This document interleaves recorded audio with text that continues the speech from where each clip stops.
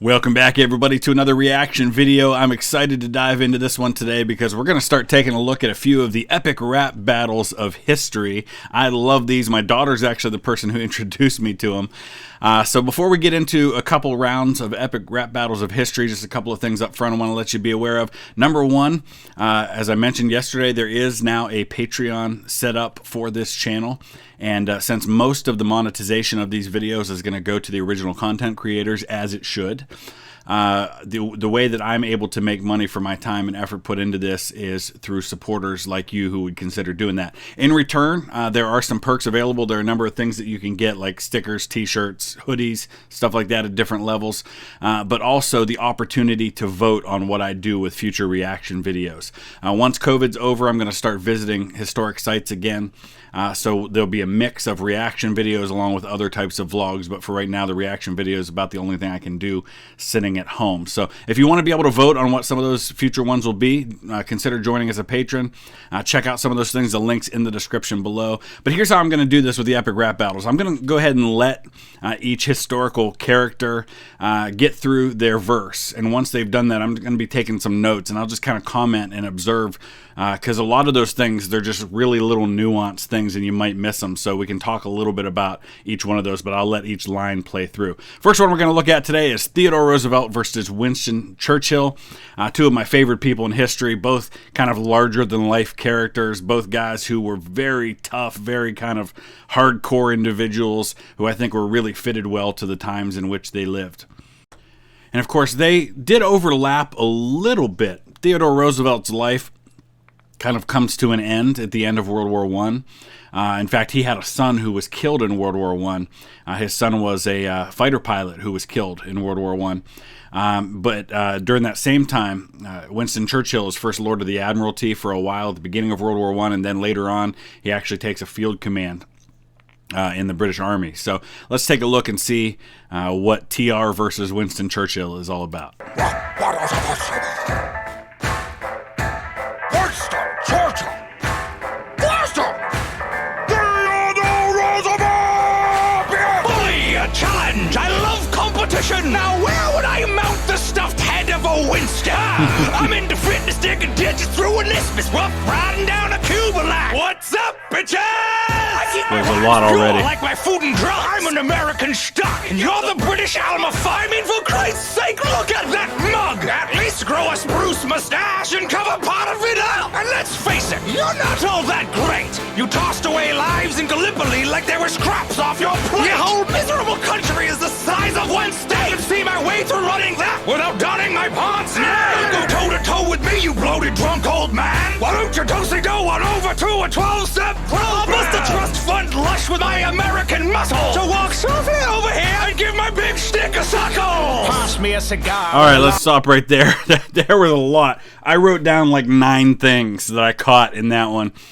So he says bully right off the bat, and Theodore Roosevelt was the one who was the proponent of what they called the bully pulpit, which was the idea that if you're president of the United States, you've got this massive platform to push your agenda because you've got a lot of people that are listening. So he mentions the isthmus. Of course, it was during Roosevelt's administration that the United States was able to do the Panama Canal. We took over, got kind of a piece of land from Panama and took control of that, which we had for a long period of the 20th century, built the Panama Canal. He mentions Cuba in there. Of course, Roosevelt was I think he was governor of New York when he steps down from being governor so he can take a field command during the Spanish-American War and leads his troops known as the Rough Riders. Ends up getting the Medal of Honor. It was years later that I think he posthumously was given the Medal of Honor for his work as a commander of the Rough Riders at San Juan Hill. He mentions the Food and Drug Administration, which was something that took form during his administration. His pince nez, which are the glasses that clip onto your nose rather than the traditional glasses that go on your ears. He mentions Gallipoli, which is the brainchild of Winston Churchill, that disaster during World War I, the invasion of Gallipoli.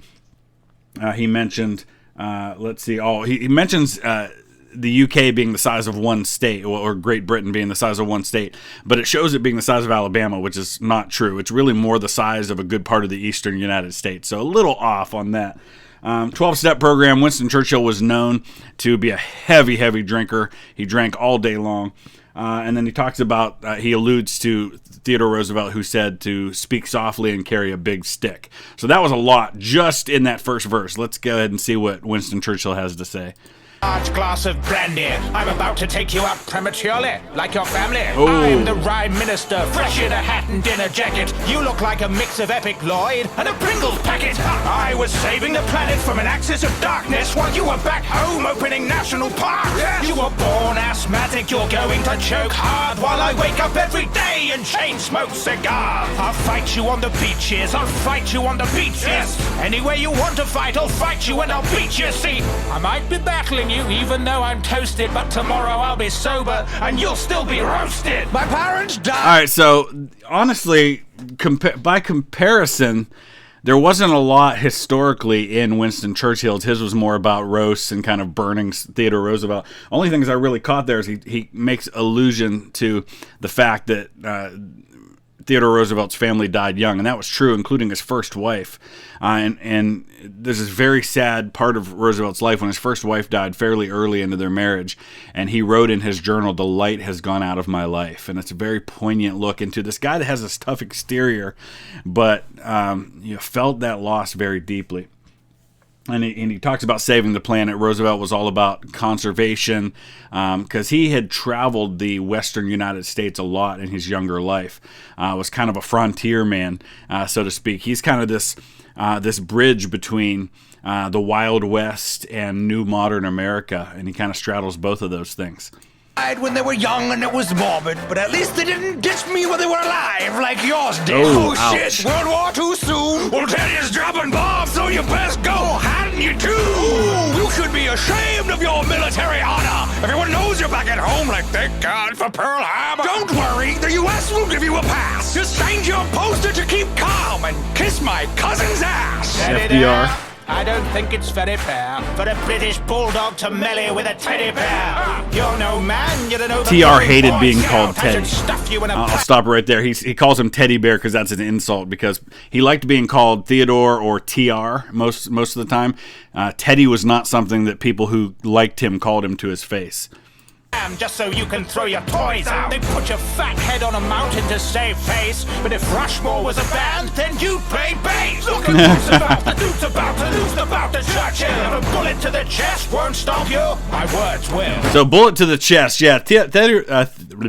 Theodore Roosevelt is giving a speech after he's been president. And he's got this speech, the copy of the speech in his pocket, and he gets shot during the speech. The speech actually slows down the bullet. It does enter his chest, but it doesn't go that deep, doesn't cause any major damage. And TR, in typical TR fashion, finishes the speech before he goes to get treated. A bullet can't stop the bull moose! TR will give WC the full deuce! Whatever shit you throw at me, I'll just return to sender! I'll battle to the end and I will never surrender! Oh, whoa! All right, I got to give that one to Teddy Roosevelt just because there was much, much more depth and historical context to his side of things than there was on Winston Churchill. There were a few things there, like references to Pearl Harbor and FDR. FDR was Theodore Roosevelt's cousins. Franklin Roosevelt's wife, Eleanor Roosevelt, was actually born a Roosevelt. She was TR's niece. His brother actually took his own life fairly early in life, and it was his daughter that was Eleanor Roosevelt that eventually marries Franklin, who was a much more distant cousin to both Theodore and Eleanor Roosevelt. But yeah, I got to give that one to Theodore Roosevelt. Let's go ahead and take a look at one more today. All right, and for our second one, we're going to take a look at Frederick Douglass versus Thomas Jefferson. I've seen this one before, but it's been a long time since I saw it, and I seem to remember believing that Frederick Douglass had really owned Jefferson in this one. Of course, he morally had a lot higher ground to stand on than Thomas Jefferson did, but just a reminder, if you didn't already pick up on it, there's a lot of language in some of these, and I do try to be a family-friendly channel, but can't avoid that on these ones, so let's go ahead and dive into this one. Thomas Jefferson versus Frederick Douglass! Begin! When in the course of human events, it becomes necessary for a battle to commence, then kaplow! I hit him with the illness of my quill. I'm endowed with certain unalienable skills. Let me run down my resume, will ya? familiar? I told King George he could eat a fat dick. When it comes to declarations, I'm the first draft pick. I topple any tyrant, so kings and pirates beware. I'm so down with revolutions, I invented the swivel chair. How many volumes on my shelves, it's true, but I've yet to read the 3 books you wrote about. You looking like a skunk in a 3-piece suit. Didn't come back from Paris to battle Pepe Le Pew. First Secretary of State, VP number 2, not to mention third president. The fuck you do? All right, so let's talk about some of that in there. Pretty vulgar, but that's okay. So he refers a lot to, there's a lot of references in there to the Declaration of Independence, using words like inalienable, talking about when in the course of human events, which is the beginning of the Declaration of Independence. But he also refers to a lot of the inventions that he did, including the swivel chair. He talks about being Secretary of State. Interesting story about that. Jefferson had been in Europe for the better part of a decade as ambassador to France. And when Washington becomes president, he puts Jefferson's name up to be Secretary of State. Jefferson's on his way home from France. He arrives at Monticello to a letter telling him, hey, by the way, I know you just got home after 10 years or so, but you've been nominated as Secretary of State. The Senate has already voted and confirmed you. You are the Secretary of State when you come to New York and take your office. So he immediately has to leave again to take office in New York City for that. So interesting, not a lot of references to some of the shadier parts of Jefferson. I think we're probably going to get to it in Frederick Douglass' side of things. You finished? Okay. Straight out of bondage. A friendly motherfucker here to diss you. Big hair, big nuts, big issue. Started with your nickel. There's a real declaration. Aspirations tells a slave plantation. Yeah. White Monticello marshmallow. Watching my people sweat while you sat playing cello. Hello, but now you're facing me, Freddie D. I never worked for your ass, but I kick it for free. Oh, your stone face on Rushmore ain't nothing. Check my photos, now that's real mugging. The faces of a free man, told himself to read, man. Don't compromise, you couldn't whip a fifth of me, man. A fifth, yeah, that's talking about the 3/5 compromise. Oh, Frederick, I've never heard a verse. So, picked up the phone. That's a reference to Frederick Douglass having lived long enough to actually have used a telephone. I think Frederick Douglass died in like the 1890s, so he definitely lived long enough for that. One of the things I will take exception with, he talks about teaching himself to read. My understanding was that when Frederick Douglass was a teenager, he was sent to live as a servant for another family, and it was actually the wife of his owner that taught him to read. I think he was around 21 years old when he actually escaped to freedom. He had tried before that, but eventually he was successful when he was in his early 20s. Douglas, alright, I admit it, I confess I participated in a broken system that I hated, but I needed to keep my financial status situated. And the words I used were hideous blot to describe the slave trade and the pain it hath brought. And I fought to stop the trade of new slaves in Virginia when I ran the whole state and still made it home for dinner. So forgive me, I was busy, man, I had a lot to do, but we did it. You're free now, so we cool? So he makes the point that, hey, I spoke out against slavery and the slave trade, which he did. But the fact is, Jefferson lived a very lavish lifestyle on the backs of the 100-plus slaves that he owned. And keep in mind, too, the majority of people who are descendants of Thomas Jefferson today are African-American. Thomas Jefferson, most people know about Sally Hemings, who was the slave of his that he had multiple children with. A lot of people don't know, though, that Sally Hemings was actually the half-sister of Jefferson's wife, Martha. Martha and Sally both had the same white father. So Sally Hemings is half black. She's the daughter of a slave woman and her owner, who happened to be Martha Jefferson's sister. So she probably resembled his wife in a lot of ways, which is kind of interesting.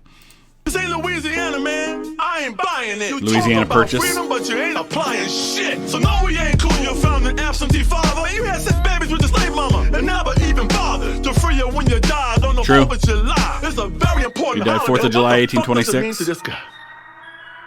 Yeah, I got to give that one to Frederick Douglass. December 6th, 1865. The day the 13th damn amendment was ratified, and I cease to be an alien to your unalienable rights. And we the people stop meaning we the people who are right. Ooh, that's good. Things. I ain't denying your fame. I'm saying they need to put an asterisk next to your name. Oh, that's easily Frederick Douglass on that one. Let me know your thoughts about both of those. Who do you think won and why? And is there anything else that I didn't pick up on as far as historical references in there? Use the comment section below. Please remember to check out the Patreon page if you would consider that. I would be grateful. Hit that like button. Happy New Year, everybody. We'll see you again real soon.